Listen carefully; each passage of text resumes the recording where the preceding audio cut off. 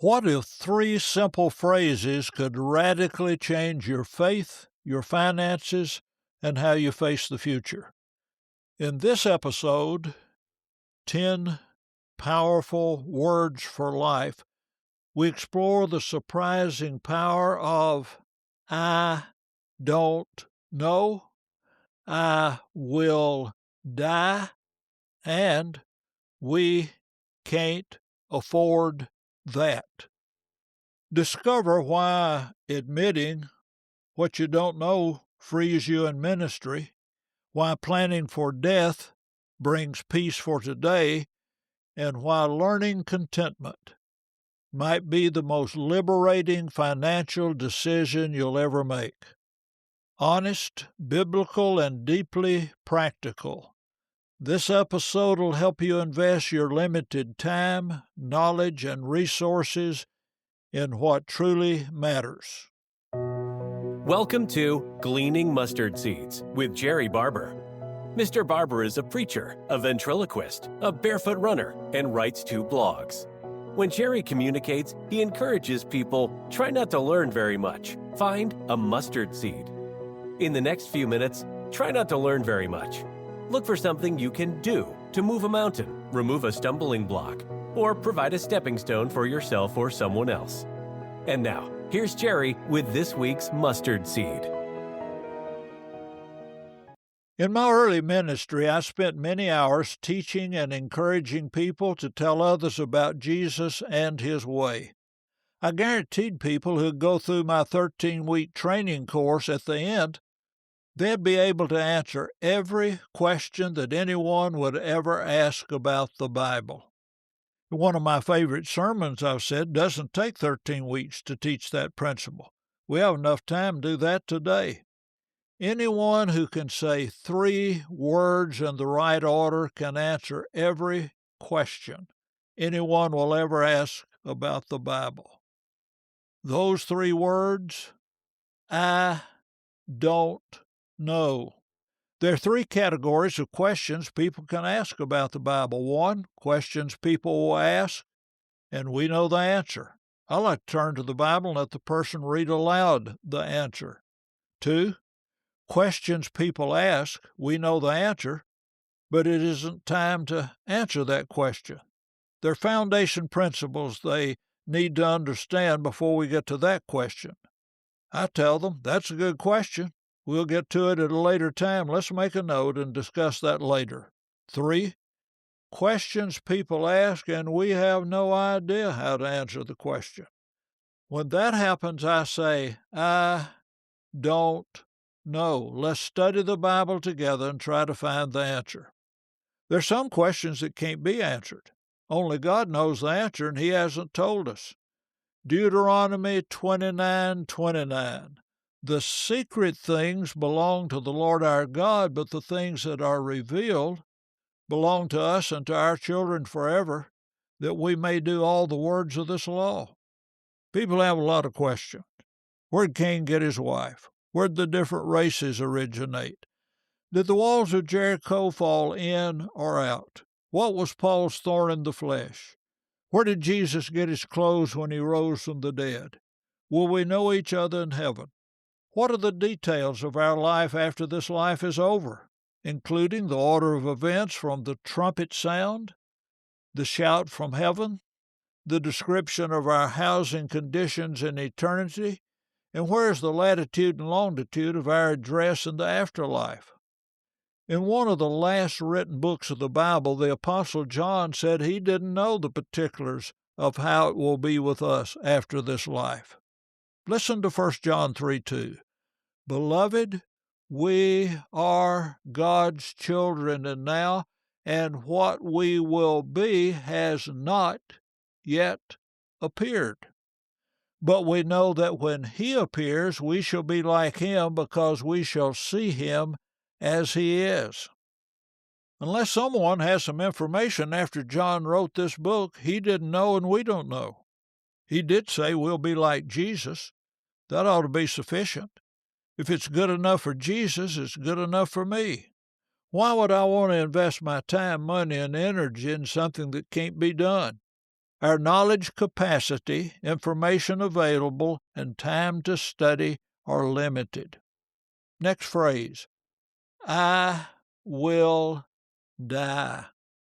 We usually plan for major events in our life, vacations, move from one location to another, weddings, and other life-changing events. When we make preparation, the day of departure is much more pleasant. Unless the Lord comes in the next few years, we have an appointment with death. It'll be a long trip. I need to be prepared. More than 20 years ago, Gail and I planned our funerals. A few years after that, we bought our tombstone. The specific plans were not as important as the numerous discussions we've had with each other and with our family, something we talk about as naturally as our vacation that's coming up next month. I'll put links in the show notes to connect you with previous episodes that discuss these topics. Our life on earth is limited. Psalm 90, 10 and 12. The years of our life are 70, or even by reason of strength 80, yet their span is but toil and trouble. They're soon gone, and we fly away. So teach us to number our days, that we may get a heart of wisdom. Next phrase, 4 words. We can't afford that. The love of money and the things money can buy is one of the great temptations we face. Everybody's on a limited income. Some people's limits are higher than others, but everyone is limited.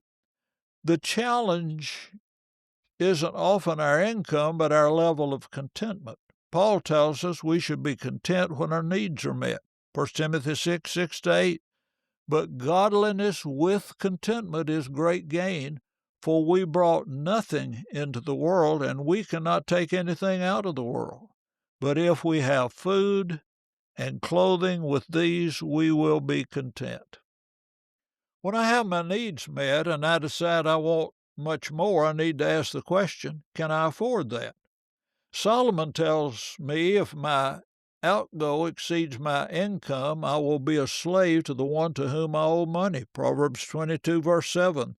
The rich rules over the poor, and the borrower is slave to the lender. I hear great stories of how parents have sacrificed over and over again to give their children things they want. That's often commendable.